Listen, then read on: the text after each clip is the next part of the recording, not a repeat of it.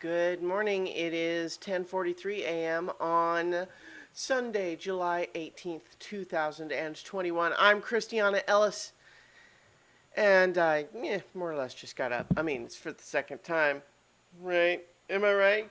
Because you know how when you have a little dog and they wake you up really way too early, and then you go back to sleep, and then you wake up again later? We've all been there. Um, Rocket over the last couple of days has gotten a little bit pushier with some of that. Like, being a lot more willing to just wake me up with like little woofs and stuff. Like, you know, like still gentle. It's not like he's jumping on my face or something, but like seems, just the routine has shifted to where he's thinking that's the way to get what he wants no matter what time it is. Cuz yeah, I don't know. It's I don't know. It's not a big problem, but it's like, it's a change that I am keeping my eyes on. Actually, technically, he's over there, so he's over there eating a treat right now. So he's not in the right mindset, I think, to accept my constructive criticism. It's rainy outside right now, and it's really nice actually. I have the windows open and to air out the place a little bit. So far, I have kept things pretty much clean, since the big cleaning earlier this week. So pleased with that. Had a good session of Dungeons and Dragons last night, where the players not only got to win a made-up Dungeons and Dragons sport called Lightning Ball, and win a big trophy, but then also got to have a really clever way of avoiding a fight that they didn't want to engage in, and it was all in all just a pretty entertaining, session.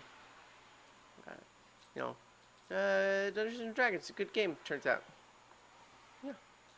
Um, there are other good games too.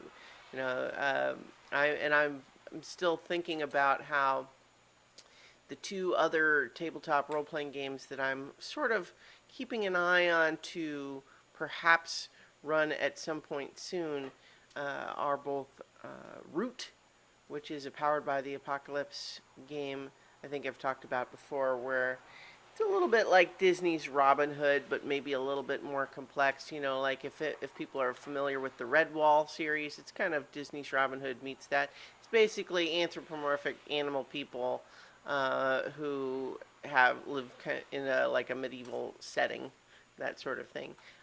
So that seems like a lot of fun. I definitely want to run a campaign of that. Probably saving that for after the current Rime of the Frost Maiden campaign is done. And then I also want to run the Alien RPG to do like a 1 or 2 shot there. And I'm super jealous because some of my friends were posting on Twitter about playing it last night, and I'm like, but, I wish I was there at their house playing that game with them, but turns out that I wasn't at their house. That's so often the problem, I find. The other thing that I'll get into perhaps this morning is that I've been playing on PlayStation a game called Chicory, A Colorful Tale.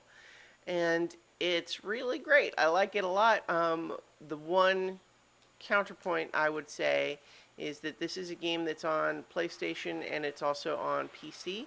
And if you have a gaming PC, I would recommend playing it there, because it seems to me that mouse and keyboard would be better than a joystick for this particular game.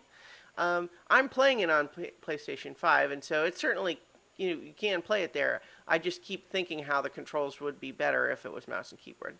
But the basic concept of it is it looks on its face very much just like a very cutesy kids game.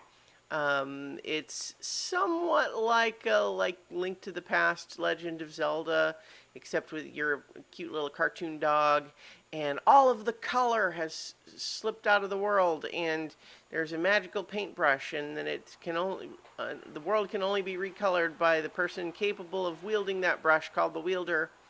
And that's not you.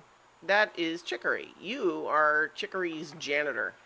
But Chicory seems to be having a bad day, and so you have to pick up the brush and start trying to color the world in the meantime.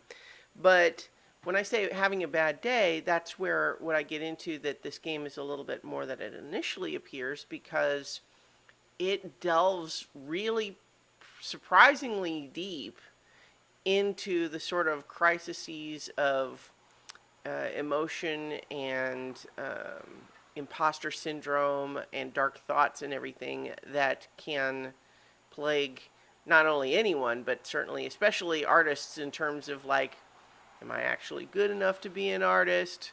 What do people think about artists? That sort of thing. You know, the difference between loving to paint as a hobby versus now trying to do it as a job, and work life balance and all of these sorts of things. And so a lot of the story of the game is really about those feelings in a pretty clever way, I think.